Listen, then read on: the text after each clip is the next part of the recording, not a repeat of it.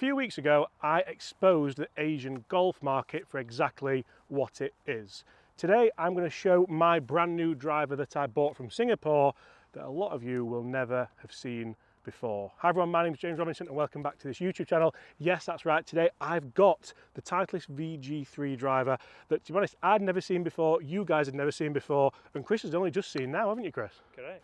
So this is an Asia only Titleist driver, so you won't have seen it, and it actually looks absolutely incredible. I took it to the guys at SGGT and Lawrence helped massively, and Scott helped actually as well. He managed to get this shaft and rescue it for me. I've put in a Tour AD Di7S by Graphite Design shaft.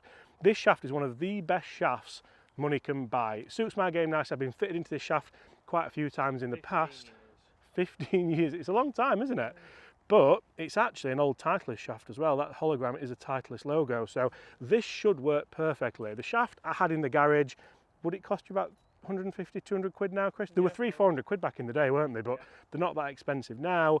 And the head cost me 60 Singapore dollars, which is about 30 pounds. So I actually did really, really well out of this. So we're going to test it today here at a gorgeous Lindrick Golf Club. Chris, look at that for a head shape.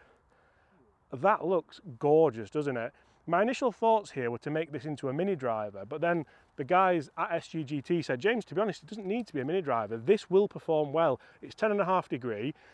The issue being, it's a very, very, very light swing weight because that is what the Asian market is for. So when I was exposing the Asian golf market, a lot of these only Asian products are a lot lighter, designed to get the ball up in the air because that's what they like to do in that market. So what we've actually done, we've put some weighting around here, / Jordan has, thank you very much Jordan, brought the swing weight up to what a modern driver should be, and you can see there that that's in the heel, so that's going to help me play those kind of nice little draw shots that I'm hopefully wanting to, or just straighten it out, we'll see. So could this be one of the best drivers I've ever bought?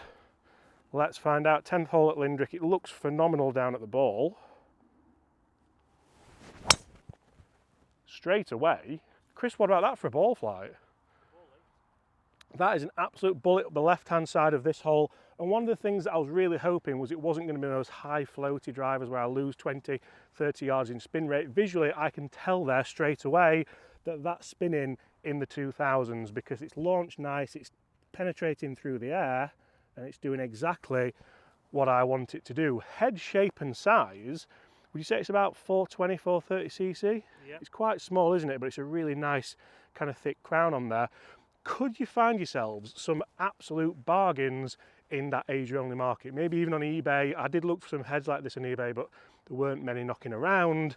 And then when you speak to the guys in the UK about these clubs, like, oh, we don't really have much to do with that. We don't know much about it. So I went to look online to see exactly what was going on. And like I said, it's basically that mega light swing weight to help people get it in the air. That's going to make it forgiving.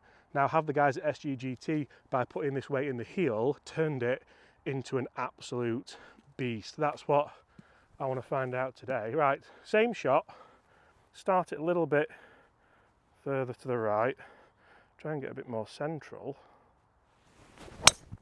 There we go. That feels, it feels like 2005, Chris.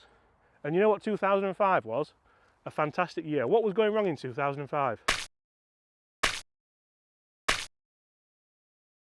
Nothing. I'm sure people can probably find something. I bet there's some like massive horrible thing that happened in 2005. But for me, 2005 was a simpler time in life, in golf. The Titleist, would it have been a 909, 2005? Maybe even a little bit older than that. But by putting this shaft in it and by tweaking the swing weight, I feel like I've maybe found an absolute beast of a driver. Oh yes please. So the reason why I've put this exotic expensive shaft in there as well is I felt like it deserves it. And when we're at SGGT and we fitted this in, we tried a couple of different shafts, and I haven't got many clips to show you, but it did generate good ball speed. I'll throw a couple of clips on screen now that we did manage to get, and for me one of the big things was the drop off in ball speed when you hit like low heel or high toe was quite a lot. Obviously it's not a new driver, it's quite an old head, but then the spin rate was really, really consistent throughout as well. So even when we put that kind of lead tape on the heel, we managed to get good spin rate, get good launch, and still managed to generate from the middle around a kind of 160-ish ball speed. And the ball's going like 265 carry-ish. So for me, with any kind of driver, that's pretty okay. That's going to be pretty optimum. If I can get it up to 275, 280, that's when I'm on a good day. And that's where I think maybe this driver could be a fantastic summer driver. So stay tuned for that. Let's have some more. So stay tuned for that. Let's try some more tee shots on a bit more of a difficult driving hole, because I want it to be accurate as well. Okay, so 13th hole here at Lindrick Golf Club. Quite a difficult driving hole. If I can get it out there with good ball speed, with good launch, we can try and take those bunkers on, but I'm going to try and aim just for the narrower part of the fairway on that right hand side. What can we do with this driver? If I can find some golf balls. I do think one of the things I really like about it is it's a bit of a talking point. People see it, I'm going to leave the $60 logo on it because I just think, well, $60 is $60, isn't it? But people will, I love talking to people about golf equipment. That's why I started this channel. That's why I do what I do on YouTube. So, can we just play one right side, bit of draw, try and launch it if we can, but ideally, hit that shot there.